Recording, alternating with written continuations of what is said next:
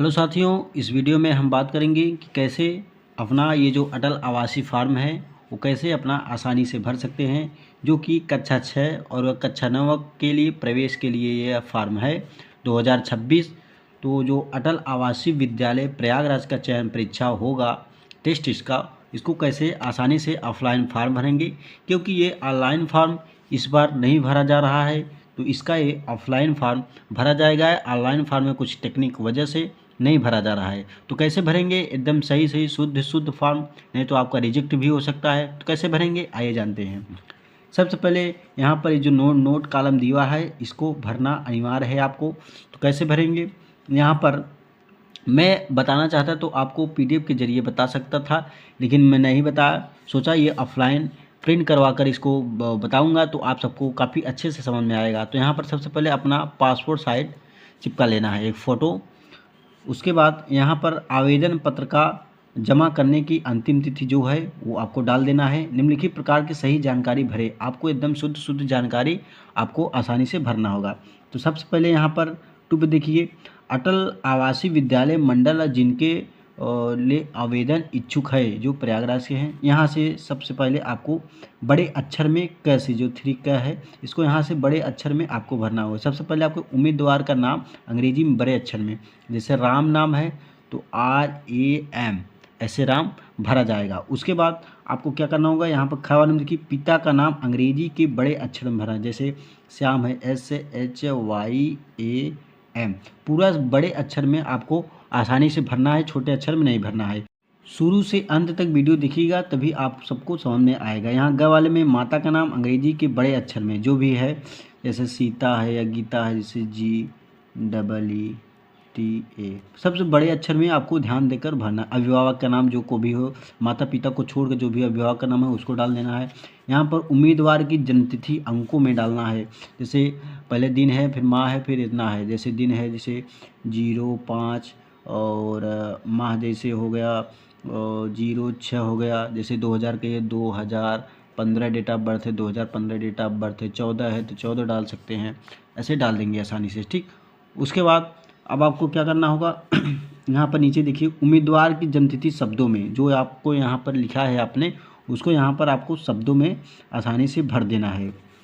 उसके बाद पाँचवा में देखिए लिखा है उम्मीदवार का वर्ग चिन्हित करें। अगर जैसे अनाथ में है तो आपको अनाथ वाले में टिक कर देना है, अगर श्रमिक है तो आपको श्रमिक वाले में टिक कर देना है। ठीक, उसके बाद ख वाले में देखिए उम्मीदवार का लिंग जो भी है, लड़का लड़की और जेंडर जो भी है, तो लड़का है तो लड़का में, लड़की है तो लड़की में आपको क्लिक कर देना है।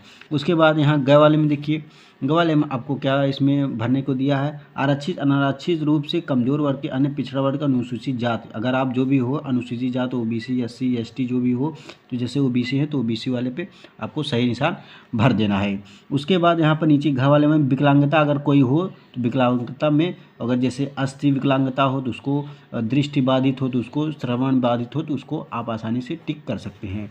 उसके बाद उम्मीदवार का पहचान चिन्ह क्या है, उम्मीदवार का जो हाथ में टैटू तो खैर मान लें, जैसे जला कटा कुछ भी हो और जैसे तिल का निशान हो उसको यहाँ पर आपको लिख देना है। उसके बाद राष्ट्रीयता जैसे INDIAN इंडियन है हम समझ, जो धर्म हो उसको धर्म लिख दीजिए। उसके बाद वर्तमान डाक का पता, जो आपका डाक है, जैसे पोस्ट होता है जहाँ, वहीं पोस्ट में तो जो पोस्ट ऑफिस होता है वही होता है, वो डाक का पता आपको सॉरी बड़े अक्षर में डाल देना है।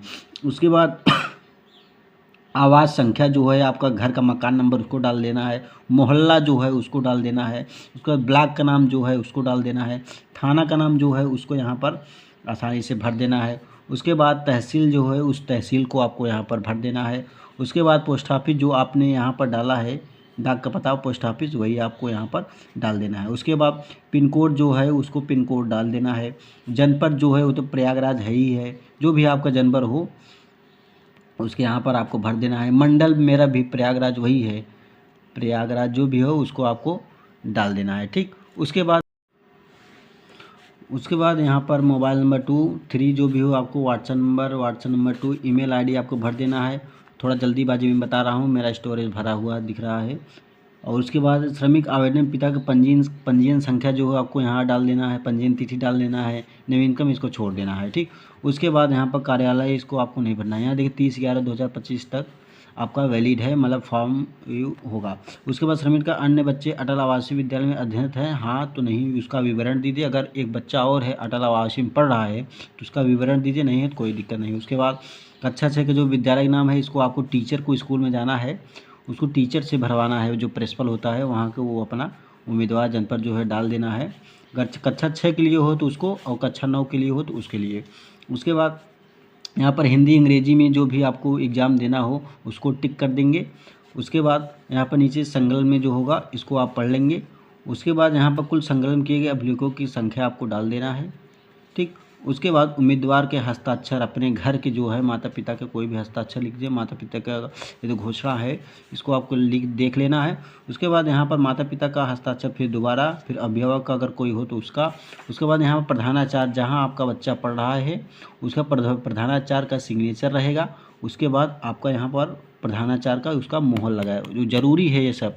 उसके बाद यहाँ पर प्रश्न प्रणाली दिया हुआ है, मैं आपको दूसरे में दिखा दे रहा हूँ कि प्रश्न प्रणाली में कक्षा 6 के लिए देखिए है टेस्ट का प्रकार होगा मानसिक क्षमता परीक्षण 40